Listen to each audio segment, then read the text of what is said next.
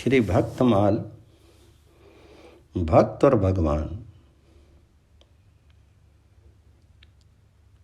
श्री भगवान ने कहा, दुर्वासा जी, मैं सर्वथा भक्तों के अधीन हूँ, मुझ में तनिक भी स्वतंत्रता नहीं।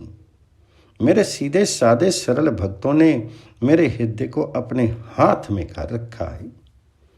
भक्तजन मुझसे प्यार करते हैं और मैं उनसे। ब्राह्मण, अपने भक्तों का एकमात्र आश्रय मैं ही हूँ, इसलिए अपने साधु स्वभाव भक्तों को छोड़ करके मैं ना तो अपने आप को चाहता हूँ और न अपनी अर्धांगिनी विनाश रहित लक्ष्मी को। जो भक्त स्त्री पुत्र गृह गुरुजन प्राण धन इह लोक और परलोक सबको छोड़ करके केवल मेरी शरण में आ गए हैं, उन्हें छोड़ने का संकल्प भी मैं कैसे कर सकता हूँ। जैसे सती स्त्री अपने पातिव्रत्य से सदाचारी पति को वश में कर लेती है, वैसे ही मेरे साथ अपने हृदय को प्रेम बंधन से बांध रखने वाले समदर्शी साधु भक्ति के द्वारा मुझे अपने वश में कर लेते हैं। मेरे अनन्य प्रेमी भक्त सेवा से ही अपने को परिपूर्ण कृतकृत्य मानते हैं। मेरी सेवा के फल स्वरूप जब उन्हें सालोक्य सारूप्य आदि मुक्तियां प्राप्त होती हैं, तब वे उन्हें भी स्वीकार करना नहीं चाहते। फिर समय के फेर से नष्ट हो जाने वाली वस्तुओं की तो बात ही क्या है। दुर्वासा जी, मैं आपसे और क्या कहूँ। मेरे प्रेमी भक्त तो मेरे हृदय हैं और उन प्रेमी भक्तों का हृदय स्वयं मैं ही हूँ। वे मेरे अतिरिक्त और कुछ नहीं जानते, तब था मैं उनके अतिरिक्त और कुछ भी नहीं जानता। भगवान श्री कृष्ण ने कहा, प्यारे उद्धव, मेरा भक्त कृपा की मूर्ति होता है। मैं किसी भी प्राणी से वैर भाव नहीं रखता और घोर से घोर दुख भी प्रसन्नतापूर्वक सहता है।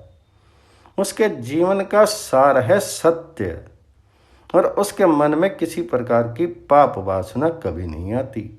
वह समदर्शी और सबका भला करने वाला होता है।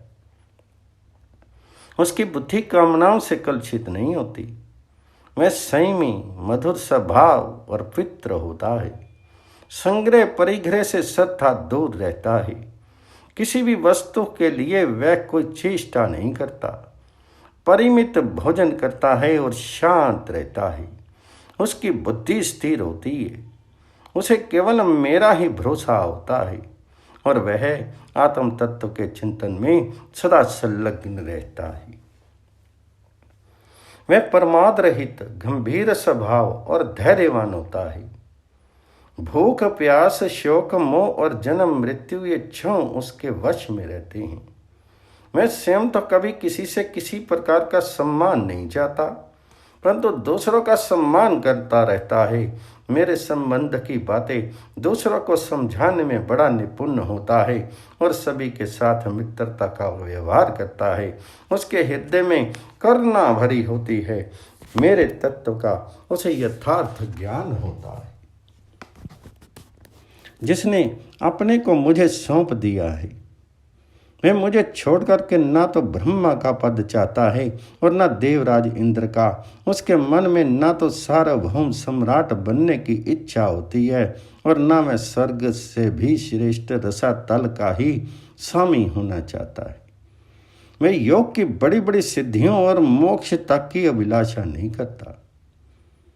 उद्धव, मुझे तुम्हारे जैसे प्रेमी भक्त जितने प्रीतम हैं, उतने प्रिय मेरे पुत्र ब्रह्मा, आत्मा शंकर, सगे भाई बलराम जी, स्वयं अर्धांगिनी लक्ष्मी जी और मेरा अपना आत्मा भी नहीं है, जिसे किसी की अपेक्षा नहीं, जो जगत के चिंतन से सर्वथा अपरत होकर के मेरे ही मनन चिंतन में तल्लीन रहता है और राग द्वेष ना रख करके सबके प्रति समान दृष्टि रखता है। उस महात्मा के पीछे पीछे मैं निरंतर ये सोचकर घूमा करता हूँ कि उसके चरणों की धूली उड़ करके मेरे ऊपर पड़ जाए और मैं पवित्र हो जाऊं। जिसकी वाणी प्रेम से गदगद हो रही है। चित्त पिघल करके एक और बहता रहता है, एक क्षण के लिए भी रोने का ताता नहीं टूटता, परंतु जो कभी कभी खिलखिलाकर हंसने भी लगता है, कहीं लाज छोड़ करके ऊंचे स्वर से गाने लगता है, जो कहीं नाचने लगता है, भैया उधाओ। मेरा वह भक्त न केवल अपने को बल्कि सारे संसार को पवित्र कर देता है। जो मेरी भक्ति प्राप्त करना चाहता हो, वह मेरे अमृतमयी कथा में श्रद्धा रखे, निरंतर मेरे गुण लीला और नामों का संकीर्तन करे, मेरी पूजा में अत्यंत निष्ठा रखे और स्तोत्रों के द्वारा मेरी स्तुति करे, मेरी सेवा पूजा में प्रेम रखे और सामने साष्टांग लौट करके प्रणाम करे, मेरे भक्तों की पूजा मेरी पूजा से बढ़कर करे और समस्त प्राणियों में मुझे ही देखे। उद्धव जी, मेरे भक्त को चाहिए कि अपने सारे कर्म मेरे लिए ही करे और धीरे धीरे उनको करते समय मेरे स्मरण का अभ्यास बढ़ावे। कुछ ही दिनों में उसके मन और चित्त मुझ में समर्पित हो जाएंगे, उसके मन और आत्मा मेरे ही धर्म में रम जाएंगे। मेरे भक्त साधुजन जिन पितृ स्थानों में निवास करते हों उन्हीं में रहे और देवता असुर अथवा मनुष्यों में जो मेरे अनन्य भक्त हों उनके आचरणों का अनुसरण करे। मेरी प्राप्ति के जितने साधन हैं उनमें मैं तो सबसे श्रेष्ठ साधन यही समझता हूँ कि समस्त प्राणियों और पदार्थों में, मन वाणी और शरीर की समस्त वृत्तियों में मेरी ही भावना की जाए।